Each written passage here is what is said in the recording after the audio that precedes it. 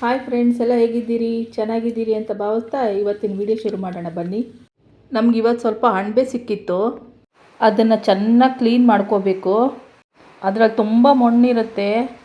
ಚಾಕುಯಿಂದ ಅದನ್ನು ತುಂಬ ನೀಟಾಗಿ ಈ ಥರ ಕ್ಲೀನ್ ಮಾಡ್ಕೋಬೇಕು. ಈ ಥರ ಮೇಲೆ ಬ್ಲ್ಯಾಕ್ ಎಲ್ಲ ಇರುತ್ತೆ. ಕ್ಲೀನಾಗಿ ಚಾಕುನಲ್ಲಿ ಕ್ಲೀನ್ ಮಾಡ್ಕೋಬೇಕು. ಅದನ್ನು ನೀರಿಗೆ ಹಾಕ್ಕೊಂಡು ಅದನ್ನು ಚೆನ್ನಾಗಿ ತೊಳ್ಕೊಳ್ಳಿ.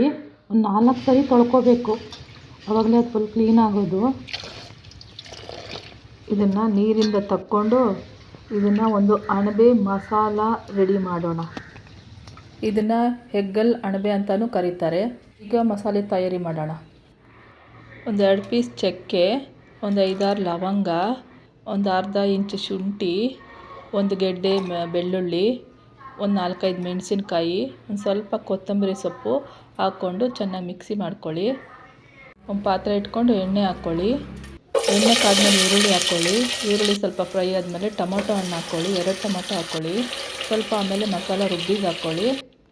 ಅದನ್ನು ಚೆನ್ನಾಗಿ ಫ್ರೈ ಮಾಡಿದ್ಮೇಲೆ ಮಶ್ರೂಮ್ನ ಅದಕ್ಕೆ ಹಾಕ್ಕೊಳ್ಬೇಕು. ಹಾಕ್ಕೊಂಡು ಆ ಮಸಾಲದಲ್ಲಿ ಸ್ವಲ್ಪ ಹುರ್ಕೊಳ್ಳಿ. ಈಗ ಸ್ವಲ್ಪ ಮಸಾಲೆ ಪುಡಿಗಳನ್ನ ಆ್ಯಡ್ ಮಾಡೋಣ. ಮೊದಲನೇದಾಗಿ ಚಿಲ್ಲಿ ಪೌಡರ್, ಧನಿಯಾ ಪೌಡರ್, ಅರಿಶಿಣದ ಪುಡಿ, ಯಾವ್ದಾದ್ರು ಚಿಕನ್ ಮಸಾಲ ಇದ್ದರೆ ಹಾಕ್ಕೊಳ್ಳಿ, ಪರವಾಗಿಲ್ಲ, ಸ್ವಲ್ಪ ಹಾಕ್ಕೊಳ್ಳಿ. ಉಪ್ಪು ಹಾಕ್ಕೊಳ್ಳಿ. ಚೆನ್ನಾಗಿ ಎಲ್ಲ ಮಿಕ್ಸ್ ಮಾಡ್ಕೊಳ್ಳಿ. ಸ್ವಲ್ಪ ನೀರೆಲ್ಲ ಡ್ರೈ ಆಗಬೇಕು. ಗ್ರೇವಿ ಡ್ರೈ ಆದಮೇಲೆ ಸ್ವಲ್ಪ ಕೊತ್ತಂಬರಿ ಸೊಪ್ಪು ಹಾಕ್ಕೊಳ್ಳಿ. ಈಗ ಹೆಗ್ಗಲ್ ಅಣಬೆ ಮಸಾಲ ರೆಡಿಯಾಗಿದೆ.